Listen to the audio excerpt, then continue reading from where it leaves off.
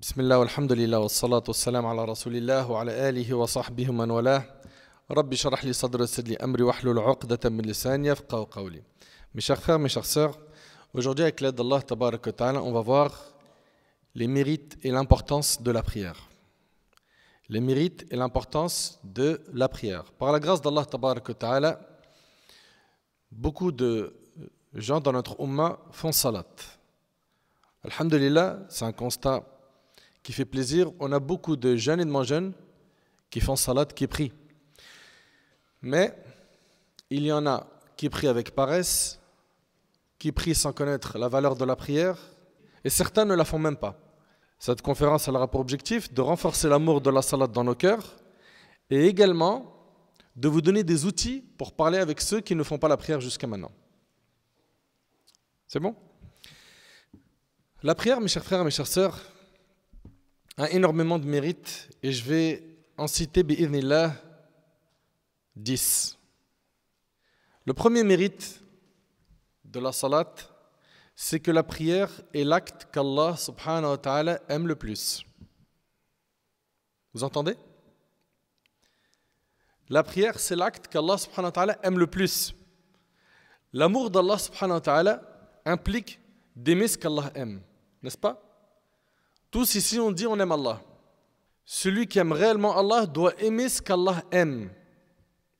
Et la prière est l'acte qu'Allah subhanahu wa ta'ala aime le plus. Notre bien-aimé alayhi salatu wassalam, quand on lui a posé la question quelle est l'œuvre la plus méritoire, quand on lui a dit ayyul amali ahabbu ila Allah ta'ala, quelle est l'action qui est la plus aimée auprès d'Allah? Qu'est-ce qu'il a dit alayhi salatu wassalam? Il a dit as-salatu ala waqtiha, la prière à son heure. C'est l'action qu'Allah subhanahu wa ta'ala aime le plus. Et toi qui aimes Allah, tu dois aimer ce qu'Allah aime.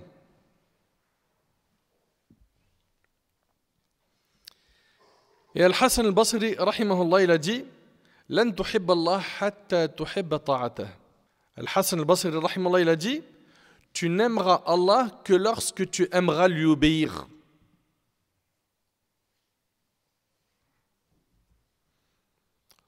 Donc si tu aimes vraiment Allah, tu te dois d'aimer ce qu'Allah aime.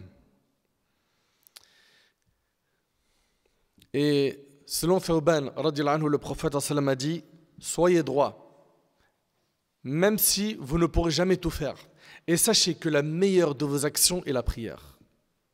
Et le hadith il est rapporté par Ibn Majah al-Hakim. Donc la prière, on l'aime, car c'est l'œuvre, l'action la plus aimée d'Allah. Et nous qui aimons Allah, nous aimons ce qu'Allah aime. Et nous aimons également ce que le prophète sallam aime. Et on le verra par la suite, le prophète sallam il a dit وَجُعِلَتْ قُرَّةُ عَيْنِي فِي الصَّلَاةِ. Il a dit la prunelle de mes yeux était dans la prière. Deuxième mérite de la prière est un pilier fondamental de l'islam. C'est le deuxième pilier de l'islam. Tout le monde connaît le hadith d'Abdullah ibn Omar qui est rapporté par l'imam al-Bukhari et Muslim, dans lequel le prophète sallam a dit l'islam a été fondé sur 5 piliers. C'est quoi ces 5 piliers? L'attestation de foi, la prière, Allahu Akbar. Juste après on a la prière, Iqam as-salat wa ita az-zaka, l'acquittement de l'aumône légale, la zakat, wa hajj al-bayt, le pèlerinage à la Mecque, wa sawmi Ramadan, et le jeûne du mois de Ramadan. Et le prophète sallam dans le hadith rapporté par Tirmidhi et Ahmed, selon Mu'adh radiyallahu anhu, il a dit le principal c'est l'islam, son pilier c'est la prière et le combat dans le sentier d'Allah et son sommet, mais c'est rapporté par Bukhari et Muslim. On voit ici que la prière fait partie des piliers de l'islam. Et notre bien-aimé alayhi salatu wassalam, il a dit dans un hadith qui a été déclaré faible par les savants du hadith, la prière, sa relation avec la religion est comme celle de la tête avec le corps humain. Et essayez de méditer un peu sur cette image. La prière, sa relation avec la religion est comme celle de la tête avec le corps humain. Tu peux vivre sans main, n'est-ce pas? Sans pied. Tu peux vivre sans yeux, sans oreilles, ou même avec une seule main, ou avec un seul pied, un œil ou une oreille. Tu peux vivre également en étant sourd, muet ou aveugle. Et on peut également continuer à vivre avec un seul rein, n'est-ce pas? Par contre, est-ce que quelqu'un parmi nous peut vivre sans tête? La réponse est non. C'est impossible. Et c'est pour ça que je vous demande de méditer. La prière, sa relation avec la religion est comme celle de la tête avec le corps humain. Mais sache que la prière pour la religion est comme la tête pour l'être humain. Tu ne peux pas vivre sans la prière. Et je sais que dans la tête de ceux qui ne prient pas jusqu'à maintenant, il y a plein d'excuses qui commencent à circuler dans leur cervelle. Ouais, mais c'est compliqué, t'as vu, dans le monde dans lequel on est là, des péchés partout. Vas-y, se ranger, prier sérieusement, c'est trop dur, c'est impossible même. Moi, j'aimerais bien prier, mais je serais qu'une meuf. Moi, je kifferais prier, mais t'as vu, on est dans le business haram. Moi, j'aimerais bien prier, mais avec mes potes là, on laisse tomber, on a une vie d'égaré. Le jour où je vais prier, ils vont me déchirer. On me dira, tu commences à faire le mus, toi? Sache que la prière pour la religion est comme la tête pour l'être humain. Et puis, toi qui t'es écarté de la salat, qui t'en est éloigné, qui a lâché la religion, les commandements divins et prophétiques, médite sur ce verset. Allah Ta'ala, il dit وَمَنْ أَعْرَضَ عَنْ ذِكْرِ فَإِنَّ لَهُ مَعِيشَةً ضَنْكًا Allahu Akbar. Allah subhanahu wa ta'ala, il dit quiconque se détourne de mon rappel, c'est-à-dire il va se détourner de la religion. Quiconque se détourne de mon rappel mènera certes une vie pleine de gêne. Allah subhanahu wa ta'ala, il dit dans le Coran que celui qui va s'écarter de sa voie, de la religion, il va vivre une vie pleine de gêne, une vie difficile. C'est-à-dire quoi une vie pleine de gêne? Sans sérénité ni apaisement, mais la poitrine oppressée en raison de son égarement. Même si en apparence il jouit de délices d'ici-bas, son cœur ne parvient pas à la certitude et à la guider. Il vit dans l'angoisse, l'incertitude et le doute. Et parfois vous avez des gens qui vont vous mitonner sur les réseaux sociaux. Ils vont vous faire croire qu'ils sont super heureux à travers les stories qu'ils postent. Il est super bien habillé, belle voiture, il est tout le temps au soleil, les pieds dans l'eau, il mange dans des super beaux restos, etc. Mais ces personnes-là qui sont loin d'Allah, ils ont beau nous afficher toute la journée des stories de ce type, nous on le sait parce qu'Allah nous l'a dit qu'ils vivent une vie pleine de gêne.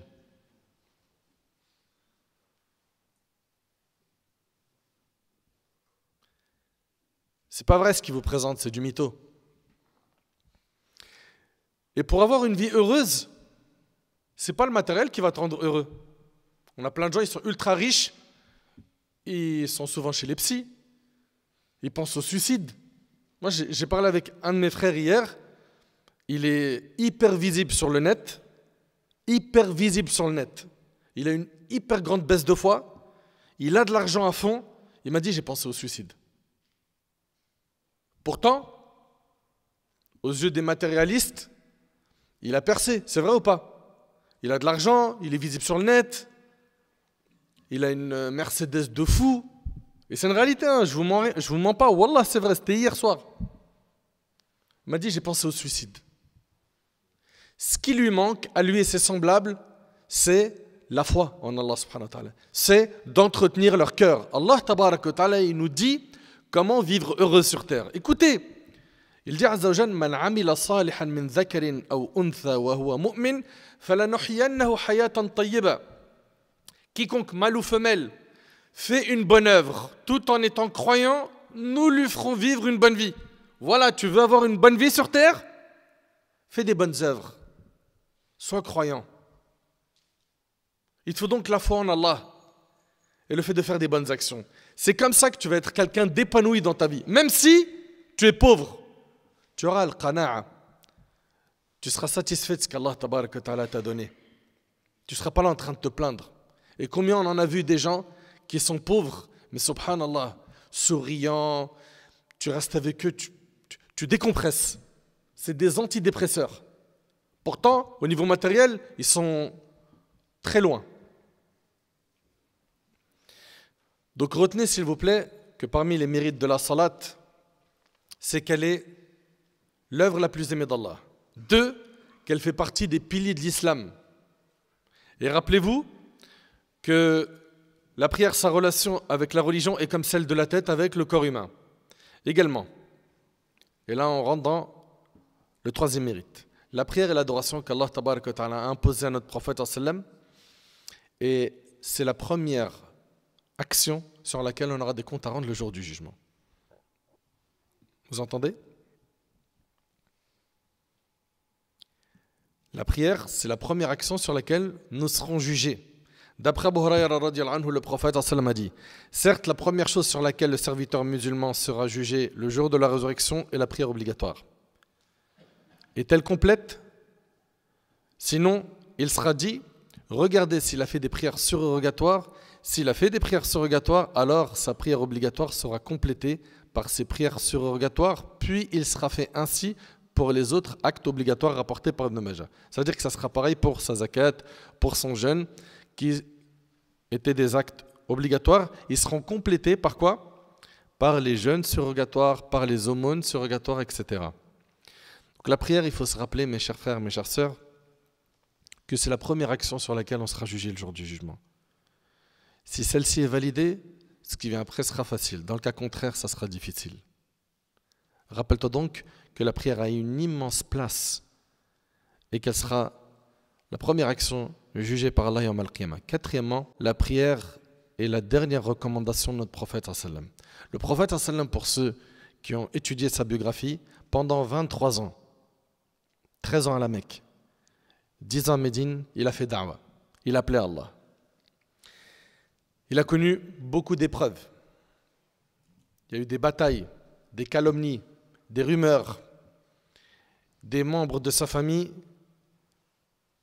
qui ont été tués dans des batailles, d'autres qui sont morts, comme ses enfants. Ils sont tous morts de son vivant, excepté Fatima qui est morte radiyallahu anha 6 mois après son décès. Il a connu énormément de difficultés dans sa vie. Il a connu la pauvreté, il a connu, comme je vous ai dit, les tentatives de meurtre, etc. Et notre bien-aimé alayhi salatu wassalam, au moment où il fait ses dernières recommandations à la communauté, on est bien d'accord que là il est en train de donner les conseils les plus importants. Ça y est, il est mourant, il est dans ses derniers jours, et quelqu'un qui est dans ses derniers jours, quand il va donner des recommandations, il va se concentrer sur l'essentiel, oui ou non. Le prophète sallam, ses dernières recommandations contenaient quoi? As-salat, as-salat. La prière, la prière. Même quand le prophète sallam, il s'était évanoui et qu'il a repris connaissance, qu'est-ce qu'il a dit? As-salat nas, est-ce que les gens ont prié? Et sa joie, c'était de voir les compagnons en rang alignés dans la mosquée pour faire salat. Le prophète sallam était soucieux de voir les gens faire salat. La prière, la prière. 5e, la prière, il faut que tu la vois comme un cadeau qu'Allah subhanahu wa ta'ala a offert à toute l'humanité par l'intermédiaire du prophète sallam. Dans quel voyage? Al-Isra wal-Mi'raj, le voyage nocturne et l'ascension. Subhanallah, dans le hadith de Anas qui est rapporté par l'imam Ahmad al-Nasa'i, ça c'est pour la version qu'on va vous citer, mais on retrouve cela également dans les recueils authentiques de Bukhari Muslim. Le prophète sallam reçoit l'ordre d'accomplir la prière. Vous savez combien de prières au départ? 50. Puis elles ont été diminuées jusqu'à devenir 5 prières avec la récompense de 50. Subhanallah. Et comme vous le savez, la bonne action, elle est multipliée par 10. Ça, c'est le minimum. La bonne action, elle est multipliée par 10. Le péché, sa base, c'est qu'un péché vaut 1. Mais une bonne action, ça vaut 10, jusqu'à 700, jusqu'à même plus que cela. Et avec cela, il y a des gens qui arrivent à trouver le moyen de faire plus de péchés que de bonnes actions. Donc, cette prière, on doit la voir comme un cadeau. Cette prière, on doit la voir comme un cadeau. Le prophète, il a fait ce voyage, subhanallah, dans lequel il a vu le paradis, l'enfer, etc. Il a reçu l'ordre de ce pilier de l'islam. Aucun pilier de l'islam n'a été révélé au-dessus des 7 cieux, à part la salat, pour vous montrer son importance. Donc garde en tête que cette prière, c'est un cadeau. C'est un cadeau que notre prophète sallam a reçu au-dessus des 7 cieux. 5 prières qui ont la récompense de 50. Allahu Akbar. Sixièmement, la prière est un moment où le serviteur est dans un dialogue privé avec Allah tabarak wa ta'ala.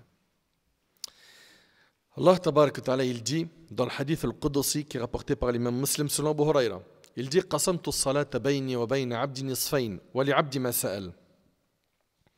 Allah subhanahu wa ta'ala, il dit j'ai divisé la prière entre moi et mon serviteur en 2 parties et mon serviteur à ce qu'il demande. Ainsi, lorsque le serviteur dit Alhamdulillahi Rabbil Alamin, quand toi tu dis Alhamdulillahi Rabbil Alamin, Allah dit mon serviteur m'a loué. Hamidani Abdi. Allahu Akbar. Quand tu dis Alhamdulillahi Rabbil Alamin, Allah dit mon serviteur m'a loué. Hamidani Abdi. Lorsqu'il dit Ar-Rahman Ar-Rahim, qu'est-ce qu'Allah subhanahu wa ta'ala il dit? Il dit Athna alayya abdi, mon serviteur m'a glorifié. Lorsqu'il dit Maliki yawmiddin, Allah subhanahu wa ta'ala il dit Majjadani abdi, mon serviteur m'a honoré. Lorsqu'il dit Iyyaka na'budu wa iyyaka nasta'in, Allah ta'ala il dit ceci est entre moi et mon serviteur à ce qu'il demande. Lorsqu'il dit Ihdina as-sirata al-mustaqim, sirata alladhina an'amta alayhim ghayri al-maghdubi alayhim wa lad-dallin, Allah il dit ceci est pour mon serviteur à ce qu'il demande.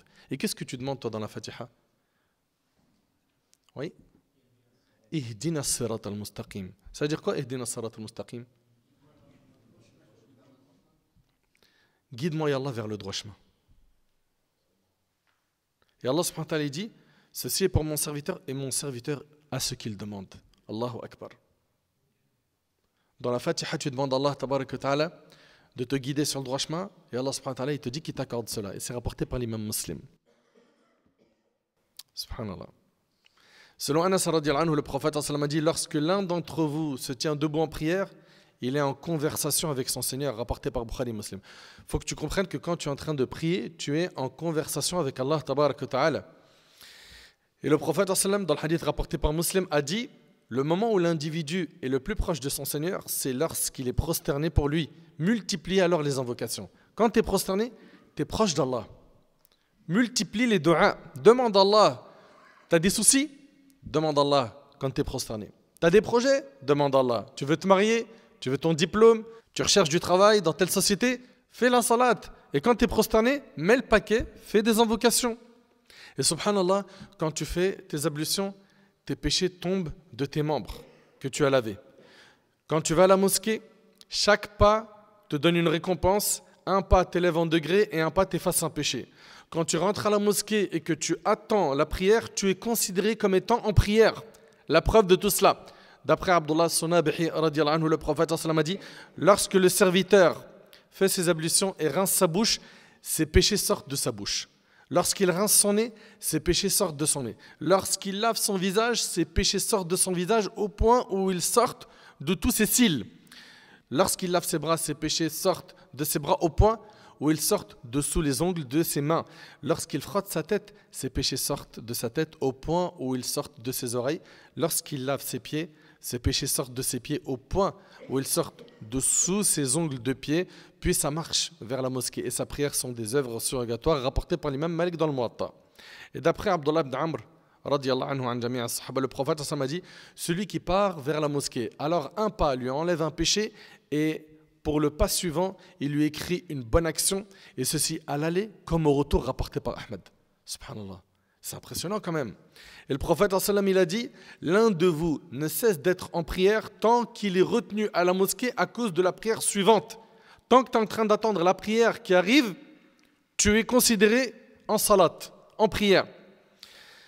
L'un de vous ne cesse d'être en prière tant qu'il est retenu à la mosquée à cause de la prière suivante et alors que rien d'autre que la prière ne l'empêche de retourner chez lui, rapporté par Bukhari Muslim. Lorsque tu attends la prière, les anges disent « Oh Allah, pardonne-lui, oh Allah, fais-lui miséricorde ». Et c'est rapporté par le Bukhari.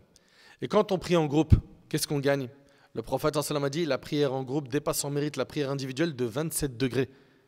Et c'est rapporté par Bukhari Muslim. Septièmement, la prière elle efface les péchés. La prière efface les péchés. Toi qui as fait plein de péchés et qui veux faire diminuer ses péchés, écoute attentivement. Le prophète alayhi salatu wassalam a dit l'image des 5 prières quotidiennes est celle d'une rivière abondante qui coule devant la porte de l'un de vous où il se lave 5 fois par jour. Et c'est rapporté par Muslim. Quelqu'un qui se lave 5 fois par jour dans une rivière qui est devant chez lui, il lui reste encore une souillure quelconque? Non. Il en est de même pour la personne qui accomplit ces 5 prières par jour, ça lui efface ses péchés.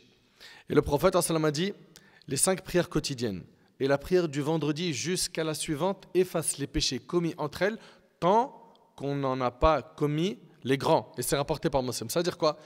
J'ai prié Subh, puis après j'ai prié Dhuhr. Les péchés entre Subh et Dhuhr, ils sont effacés parce que j'ai prié Salat al-Dhuhr. J'ai prié ensuite l'Asr. Les péchés que j'ai fait entre Dhuhr et Asr, ils sont effacés parce que j'ai prié Asr. Et ainsi de suite pour les autres prières. Mais il s'agit des petits péchés et non des grands. Mais c'est déjà quelque chose d'exceptionnel. C'est immense. Huitièmement, la prière est un repos, une tranquillité, un apaisement. Le prophète, qu'est-ce qu'il disait à Bilal? Arihna biha ya Bilal. Ça veut dire quoi? Apaise-nous avec la prière au Bilal. C'est un apaisement. Et le prophète, il dit Hubbiba ilayya min dunyakum an-nisa wa-t-tib wa ju'ilat qurratu 'ayni fi as-salat. Le prophète, il a dit il m'a été fait aimer de votre monde les femmes, les parfums et la prunelle de mes yeux fut la prière. C'est rapporté par Nasaï et Ahmad. Son plaisir le plus grand, alayhi salatu wassalam, était dans la prière. Il aimait énormément la prière. Et c'était aussi le cas des autres prophètes. D'après Anas radhiyallahu anhu, le prophète a dit la nuit de l'ascension nocturne, je suis passé près de Moussa, qui était debout en train de prier dans sa tombe, rapporté par Muslim. Le prophète il a vu le prophète Moussa alayhi salam.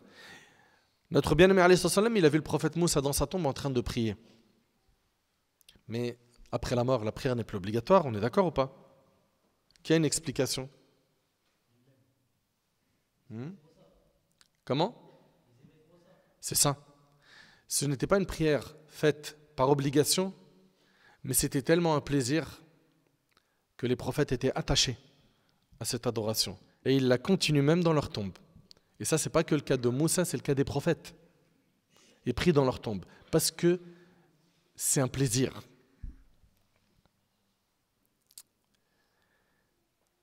Adi ibn Hatim, radiyallahu anhu, vous savez ce qu'il a dit? Il a dit, lorsque l'heure d'une prière entre, je suis impatient de la faire. Pourquoi? Parce que la prière, c'est un dialogue avec Allah tabaraka wa ta'ala. Nos pieux prédécesseurs, ils aimaient énormément la salat. Et on n'est impatient que face à des choses que l'on désire et qu'on aime. C'est vrai ou pas? Et Muhammad ibn Wasi', rahimahullah, il disait, il ne reste plus de ce monde une chose que j'aime plus que la prière en groupe. Vous avez vu ce qu'ils aimaient, les pieux prédécesseurs? Et notre bien-aimé, alayhi salatu wassalam, il aimait la prière. Et d'ailleurs, ces prières nocturnes, les prières qu'il faisait la nuit, quand il était seul, c'était des prières qui étaient longues. Longues, pourquoi? Parce que c'est un moment de plaisir. C'est un moment de plaisir. Le prophète, dans une raka'a, comme dans le hadith de Hudhayfa, il a récité Surat al-Baqarah complète, et juste après An-Nisa, dans cet ordre, puis après Ali Imran. Et c'est rapporté par Muslim. Vous imaginez une seule unité de prière? Et son inclinaison au ciel était longue. Sa prosternation également était longue. Uthman ibn Affan, radiyallahu anhu, ce noble compagnon, il est rapporté qu'il a fait Qiyam Layl, la prière nocturne, et il a clôturé tout le Coran en une unité de prière. 600 pages du Coran ont été lues dans une seule unité de prière, une seule rak'a. Sufyan al-Thawri, rahimahullah, entre le Maghrib et l'Isha, il était dans une seule prosternation. Est-ce qu'on médite là? De Maghrib à Isha, il est en train de prier et il est encore dans la prosternation. Allahu Akbar. C'était des gens qui savouraient la salat. Et pourquoi aujourd'hui on est devenu comme ça? Paresseux. On veut plus de la salat. On veut la finir vite, bâclée. Vous savez pourquoi on est devenu comme ça? Parce qu'on n'aime pas la salat.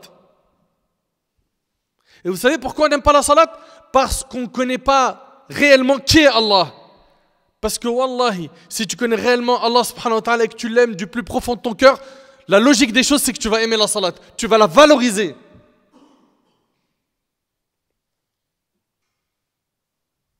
Wallahi, c'est terrible. Omar radiallahu anhu, il a été poignardé pendant salat al-fajr par Abu Lu'lu' al-Majusi et il continue la salat. Il est poignardé. Il continue. Ils aimaient trop la prière. Abbad ibn Bishr, radiallahu ta'ala anhu, et c'est rapporté par l'imam Ahmad et Abu Daoud. Il est en train de monter la garde d'une armée. Il monte la garde d'une armée.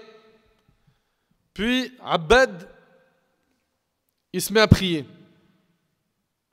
Pendant salat, il reçoit une flèche. Vous entendez? Pendant salat, il reçoit une flèche. Puis après, il reçoit une deuxième flèche. Et une troisième flèche. Fatajawaz fiha.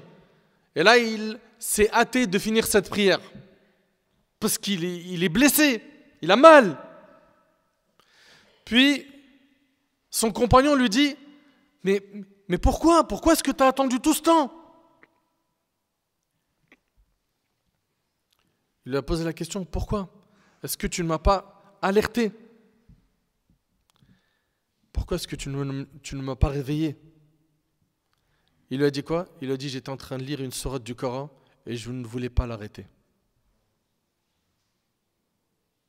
Je ne voulais pas couper cette récitation du Coran. Vous avez vu comment il valorisait la salat? Allahu Akbar. Subhanallah. Aujourd'hui, il y en a un parmi nous, il voit une mouche, elle passe devant lui, il oublie la sourate. Je suis en train de réciter quoi là? Elle est grosse la mouche.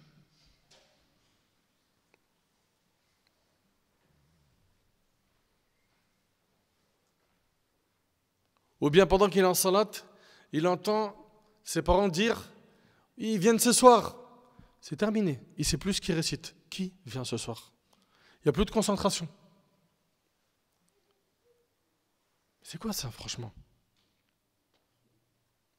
Quand est-ce qu'on va adorer Allah tabaraka wa ta'ala comme lui le veut et pas comme nous on veut? Quand? Les pieux prédécesseurs, quand ils rentraient en salat, ils étaient concentrés. Ni la chaleur, ni le froid, ni insectes, ni mouches, moucherons, moustiques, rien ne les déconcentrait de salat. Ils étaient focus sur leur prière. Il faut qu'elle soit qualitative. Un de nos pieux prédécesseurs, il a dit, les pauvres, les adeptes de la dunya, ils sortent de cette vie sans en goûter son plus grand délice. On lui a dit, et quel est son plus grand délice? Il a dit l'amour d'Allah. L'amour d'Allah, sa compagnie, l'envie de le rencontrer, se diriger vers lui et se détourner de toute autre chose que lui. Neuvièmement, la prière a été imposée à tous les prophètes et elle est descendue dans toutes les religions. Vous écoutez? Neuvièmement, la prière a été imposée à tous les prophètes et dans toutes les religions, on y trouve la prière. Allah tabaraka wa ta'ala dans Surat al-Baqarah, il dit وَعَهِدْنَا إِلَى إِبْرَاهِيمَ وَإِسْمَاعِيلَ أَنْ طَهِّرَ بَيْتِيَ لِلطَّائِفِينَ وَالْعَاكِفِينَ وَالرُّكَّعِ السُّجُودِ. Et nous confiâmes à Ibrahim et Ismaïl ceci: purifiez ma maison pour ceux qui tournent autour, ils font retraite pieuse, s'y inclinent et se prosternent. Donc la prière existait à l'époque d'Ibrahim alayhi salam. Allah Ta'ala, il parle du prophète Daoud, alayhi salam, dans Surat Sad. Il nous dit « Wa kharra raki'an wa anab » et tomba prosterné et se repentit. Zacharia, alayhi salam, quand on lui annonça qu'il allait avoir un enfant, Allah Ta'ala a dit « Fanadathu al-malaikatu wa huwa qa'imun yusalli fil mihrab » Alors les anges l'appelèrent pendant que debout il priait dans le sanctuaire. Le prophète Zacharia, il priait. Allah Ta'ala parle à Moussa alayhi salam et il lui dit wa aqimus salata wa atuz zaka warka'u ma'ar raki'in et accomplissez la prière et acquittez la zakat et inclinez-vous avec ceux qui s'inclinent. Maryam alayhi salam, au passage, ce n'est pas une prophétesse. Il n'y a jamais eu de prophète femme. Maryam, Allah Ta'ala dit ya Maryam uqnuti li rabbik wasjudi warka'i ma'ar raki'in. Ô Marie, obéis à ton Seigneur, prosterne-toi et incline-toi avec ceux qui s'inclinent. Le prophète Isa alayhi salam, Allah Ta'ala il dit que le prophète Isa a dit wa awsani bis salati waz zaka ma dumtu hayya. Et il m'a recommandé tant que je vivrai la prière et la zakat. Donc on voit ici que tous les prophètes ont reçu l'ordre d'accomplir la prière. Allah Ta'ala a mentionné la prière de nombreuses fois dans le Coran. C'est pour montrer son importance. À partir du moment où tu es pubère, tu as la raison, tu te dois d'accomplir la salat. Et pour les femmes, elles n'ont pas le droit, comme vous le savez, de faire la prière quand elles sont indisposées, mais en dehors de cela, elles aussi, dès qu'elles sont pubères, elles doivent faire la prière. La prière est une obligation pour les hommes et les femmes, les riches et les pauvres, les malades et ceux qui sont en bonne santé. Même malade, tu n'arrives pas à prier debout, tu pries assis. Tu n'arrives pas à prier assis, tu as le droit de prier allongé en faisant imam, c'est-à-dire que tu vas t'incliner comme ça pour faire l'inclinaison et un peu plus pour la prosternation. Tu n'arrives même pas à faire ce geste de la tête, al-ima, parce que tu es très malade, tu feras ces gestes-là avec quoi? Avec tes yeux. C'est-à-dire que tu vas baisser tes yeux un petit peu pour l'inclinaison et un peu plus pour la prosternation. Subhanallah, on voit qu'il n'y a pas d'excuse valable pour délaisser la salat. Que tu sois en bonne santé ou non, fort ou faible, en temps de paix ou en temps de guerre, le prophète, même en temps de guerre, il a fait salat. Et nous, on arrive à nous trouver des excuses. Et quand on regarde les autres piliers de l'islam, la zakat, c'est pour ceux qui ont les moyens, n'est-ce pas? Si tu n'as pas d'argent, tu ne sors pas de zakat. Le jeûne, c'est pour ceux qui ont la santé, n'est-ce pas? S'il est atteint d'une maladie incurable qui l'empêche de jeûner, il n'a pas l'obligation de jeûner. Le hajj, c'est pour celui qui en a les moyens physiques et financiers. Par contre, vous remarquerez, pour la salat, il n'y a pas d'excuse. Même si tu n'as pas la santé, tu fais salat.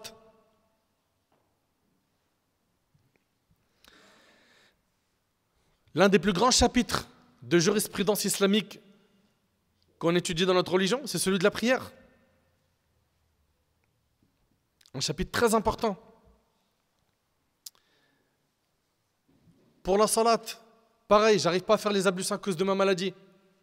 La porte des ablutions sèches s'ouvre. Tu peux faire les ablutions soit avec de la terre, soit avec une pierre. Ok?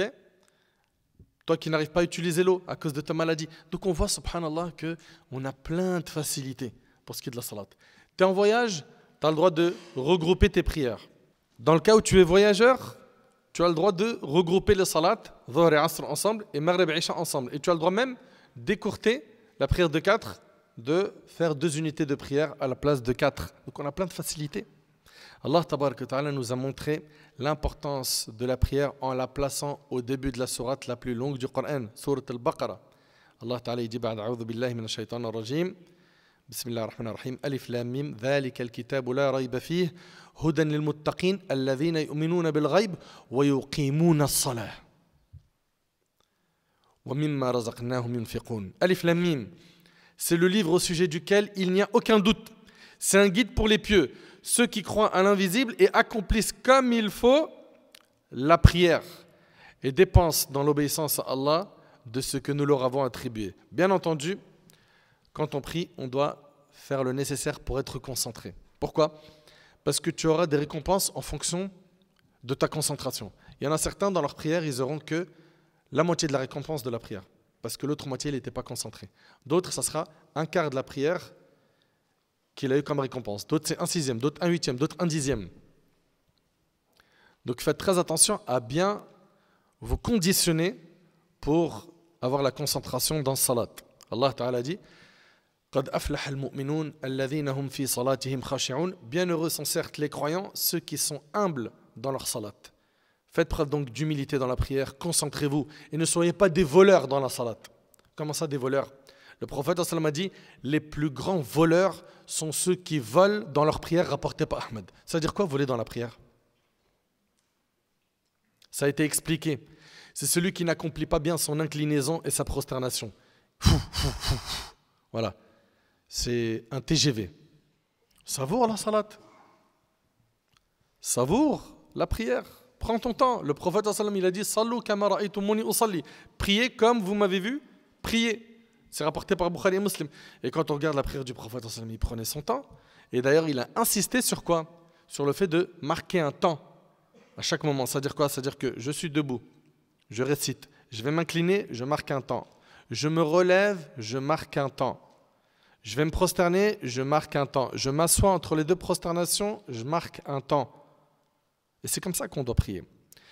Dixièmement, la prière préserve des péchés. Il y a plein de gens qui aimeraient arrêter les péchés qu'ils font et ils ne savent pas que la prière c'est le remède. Allah Ta'ala a dit Inna salata tanha anil fahsha'i wal munkar. En vérité, la salat préserve de la turpitude et du blâmable. La pratique continue de la prière, comme il convient, avec recueillement et méditation, amène à s'écarter des péchés. Donc toi, tu veux combattre les péchés, prie. Parce qu'il y a plein de gens qui disent quoi? Non, moi, dès que je suis propre, clean des péchés, je commence la salat. Faux, archi faux. Et on a donné cet exemple je ne sais combien de fois. C'est l'exemple du médicament et du malade. Qui parmi les malades prend le médicament une fois guéri? Et si quelqu'un fait cela, on va lui dire quoi? T'es sérieux ou quoi? Tu fais n'importe quoi. Parce qu'un médicament, on le prend quand on est malade. La prière, c'est ton médicament spirituel. Toi qui es en train de faire des péchés, prie. Ah, donc je peux prier et je continue à faire zina et boire et fumer de la drogue? C'est pas ce que je suis en train de dire. Je suis en train de te dire que la prière, c'est ce qui va te permettre de combattre ces péchés. Quand tu vas prier avec recueillement, que tu vas la savourer, que tu vas accomplir la salade comme il le faut. Et concernant le fait d'accomplir la prière, j'ai fait une vidéo il n'y a pas très longtemps qui s'appelle « On prie mais ». Donc voilà, faites attention à ce point, barakallahu fikum. Ok? Priez et Allah subhanahu wa ta'ala vous aidera à vous débarrasser de vos péchés. Et n'écoutez pas ceux qui vont vous dire « Eh, vas-y, t'es un hypocrite ». Il se moque du monde celui-là. Il prie et il fait n'importe quoi. Donc c'est quoi la solution? Les gens qui ne comprennent pas la religion, ils vont lui dire « Lâche la prière, sois pas un hypocrite, arrête d'être un mytho, sois comme nous ». Non. Normalement, quelqu'un de sage qui a compris un minimum sa religion, il va lui dire « Combat ses péchés par cette salat et fais le nécessaire pour lâcher les péchés et pas lâcher la salat ». C'est quoi ces mauvais réflexes que les gens ont? Et pour finir, sachez que délaisser la prière, c'est gravissime. Et celui qui délaisse la prière, celle qui délaisse la prière, risque de payer très cher sur terre et dans l'au-delà. Il y a des menaces sévères concernant ceux qui ne font pas la salat. Allah Tabarak wa Ta'ala nous dit dans le Coran que les gens de l'enfer seront questionnés. Ma salakakum fi saqar qalu lam nakum minal musallin.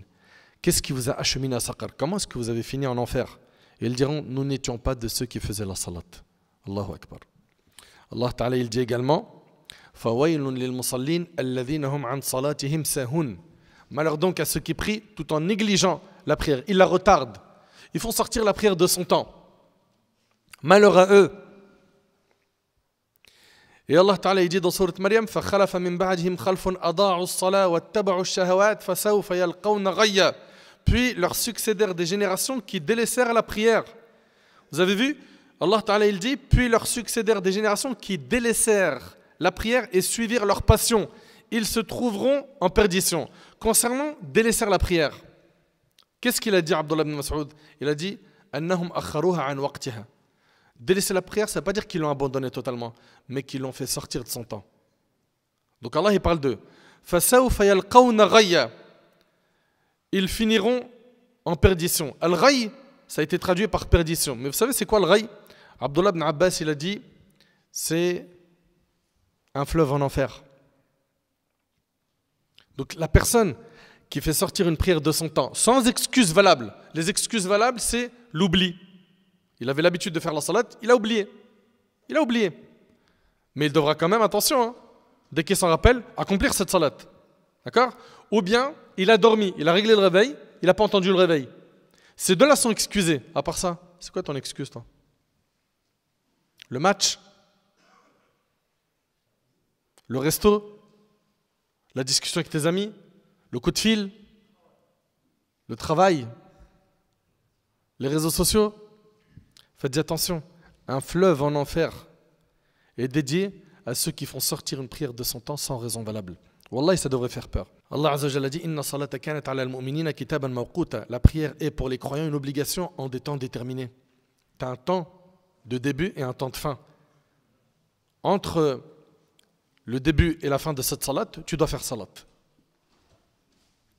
Et d'après Abdullah ibn Amr, le prophète a mentionné un jour la prière et il a dit, celui qui est assidu, elle sera pour lui lumière, argument et sauvetage le jour du jugement.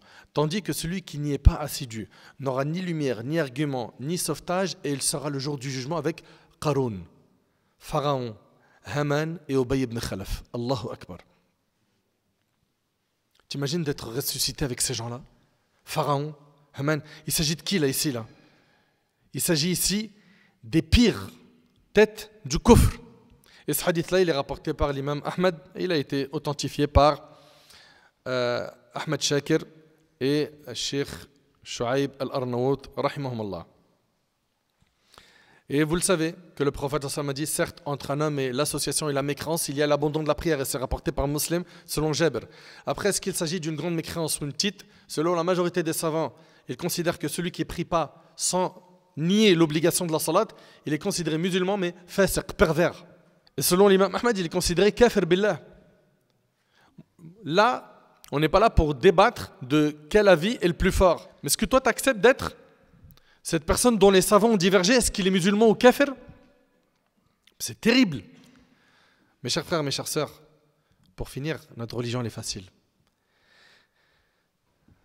Elle est facile, wallahi. Et la prière, elle est facile. On n'a pas d'excuse valable pour délaisser la salat. Il faut que tu te poses la question, pourquoi jusqu'à maintenant, je ne prie pas? Ou pourquoi jusqu'à maintenant, je prie, mais de manière bâclée? Pour quelle raison? Toi qui manges des bienfaits d'Allah, qui vis sur la terre d'Allah, qui sait qu'Allah tabaraka wa ta'ala te regarde à chaque instant.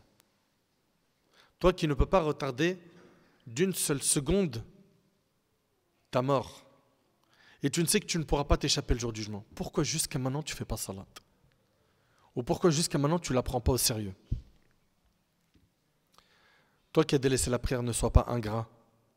Car faire la prière, c'est faire preuve de reconnaissance envers Allah. Allah Ta'ala dit « I'malu ala Daoud shukra » œuvrez aux familles de Daoud pour faire preuve de reconnaissance. Donc l'œuvre, la bonne action, c'est un moyen d'exprimer sa reconnaissance envers Allah. Et la prière en fait partie.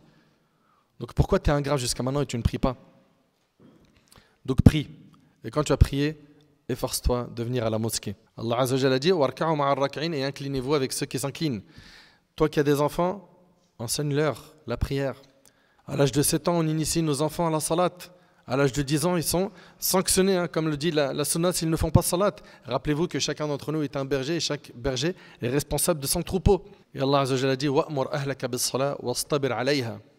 Ordonne à ta famille la prière et accomplis-la avec constance. Toi qui veux t'accrocher à la salat, sache qu'au départ, toi qui ne la fais pas ou qui ne la fais pas sérieusement, au départ ça va être un peu compliqué. Mais avec l'aide d'Allah tabaraka wa ta'ala, tu vas réussir avec l'effort. Allah subhanahu wa ta'ala il a dit walladhina jahadu fina lanahdiyannahum subulana. Ceux qui luttent pour notre cause, nous les guiderons sur les sentiers menant à nous. Tu fais des efforts pour Allah, Allah subhanahu wa ta'ala il va te guider vers lui. Également le prophète sallam a dit qu'Allah ta'ala a dit celui qui s'approche de moi d'un empan, je m'approche de lui d'une coudée. Et celui qui s'approche de moi d'une coudée, je m'approche de lui d'une brasse. Et celui qui se dirige vers moi en marchant, je m'approche de lui avec empressement. Et le hadith, il est rapporté par Bukhari et Muslim selon Abu Huraira. Celui qui se rapproche d'Allah en accomplissant des actes d'obéissance, même s'ils sont peu nombreux, Allah viendra à lui avec plus de récompenses et de générosité. En effet, plus le serviteur accomplira d'actes d'obéissance, plus Allah augmentera sa récompense et le comblera de sa miséricorde et son bienfait. Allah tabarak wa ta'ala, parmi ses noms, il y a Ash-Shakur, le très reconnaissant. Vous savez, c'est-à-dire quoi le très reconnaissant? Ash-Shakur est reconnaissant pour le peu de travail ou pour le peu d'aumône et ne sous-estime rien. Au contraire, il récompense pour tout. Tu fais même un peu d'effort, Allah te récompense. Prenons-nous donc en main sérieusement pour accomplir la salat avec amour, en pensant à tout ce qu'on a entendu aujourd'hui comme texte coranique et prophétique, également avec les histoires qu'on a pu voir des pieux prédécesseurs. J'implore Allah tabarak wa ta'ala de remplir notre cœur d'amour pour la salat. J'implore Allah subhanahu wa ta'ala de faire de nous des pieux, d'améliorer notre situation, de nous pardonner nos manquements. Sallallahu subhanahu wa ta'ala yataqabbal minna wa minkum salih al-a'mal. هذا والله أعلم سبحانك اللهم بحمدك أشهد أن لا إله إلا أنت أستغفرك وأتوب إليك